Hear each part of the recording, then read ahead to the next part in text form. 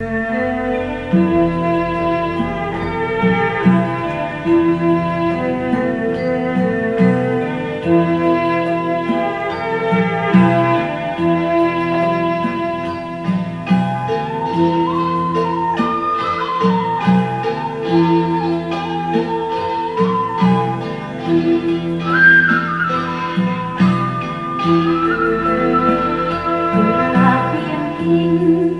อกนี้บ่มีเจ้าของเพิ่งแรกแย้มบ่มีใครจองเป็นเจ้าของพร้อมใจเด็ดดอก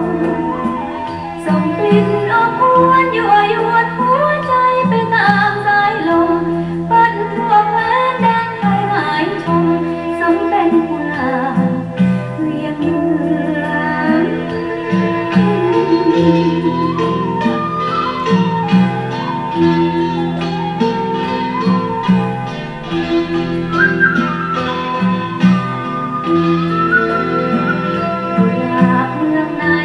ทั่วดินแดนในแดนสยาม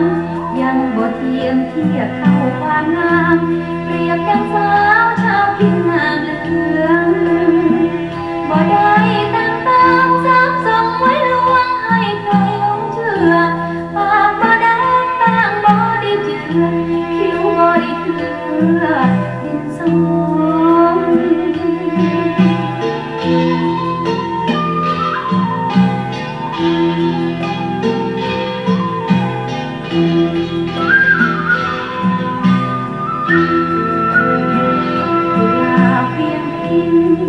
ดอกนี้สวยจริงเจ้าเอ๋ยยังบ่มีผู้ใดไหนเลยมาล้อมเล้าเอาไปพนอด้วยสาวชาวพิมพ์กลัวบ่หากินของชายรูปหล่อกลัวเสียน้ำกลัวคำบ่ยอมกลัวน้ำตาหลอกกลิ่นสว